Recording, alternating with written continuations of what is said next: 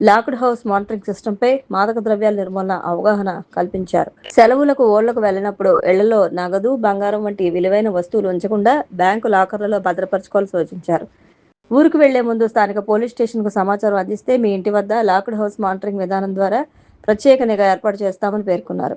అనుమానాస్పద వ్యక్తుల కదలికలు గుర్తించిన వెంటనే పోలీసులకు సమాచారం ఇవ్వాలని కోరారు. ఏదైనా అనుమానం లేదా అత్యవసర పరిస్థితి ఎదురైతే 100 లేదా 112కు కాల్ చేయాలని విజ్ఞప్తి చేశారు. బస్సులు, రైళ్లలో ప్రయాణించే సమయంలో సామాన్లు, నగలు జాగ్రత్తగా చూసుకోవాలని, అపరిచితులు ఇచ్చే ఆహార పదార్థాలు తీసుకోవద్దని సూచించారు. రాజమండ్రి రైల్వే ఆసుపత్రిలో రెండవ వైద్యుడిని నియమించాలని, ఖాళీగా ఉన్న ఫార్మసిస్ట్, ల్యాబ్ సూపరింటెండెంట్, సఫాయి వాళ్ళ పోస్టులను వెంటనే భర్తీ చేయాలని South Central Railway Mazdoor Union నాయకులు దక్షిణ మధ్య railway principal chief medical director Nirmala జానకిరామ్ను కోరారు.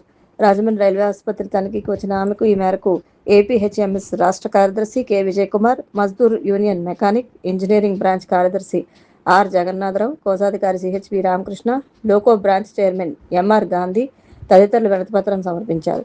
సమస్యల పరిష్కారానికి నిర్మలా రాజారాం సానుకూలంగా స్పందించారని నాయకులు తెలిపారు. తెలంగాణలో టీఆర్ఎస్ కు పోటీగా మరో టీఆర్ఎస్ ఆవిర్భవించింది. టీఆర్ఎస్ పార్టీ అధినేత కేసీఆర్ కుమార్తె కల్వకుంట్ల కవిత మునీరాబాద్ వేదికగా తన కొత్త పార్టీ పేరును వెల్లడించారు. తమ పార్టీ పేరు తెలంగాణ రాష్ట్ర సేనగా కవిత ప్రకటించారు. పసుపు, ఆకుపచ్చ, బ్లూ కలర్లతో పార్టీ జెండాను కవిత ఆవిష్కరించారు. జెండాపై బ్లూ రంగుతో తెలంగాణ చిత్రపటం ఉంది. దానిపై తెలుపు రంగులో టీఆర్ఎస్ పేరుతో ఇంగ్లీష్ అక్షరాలు ఉన్నాయి.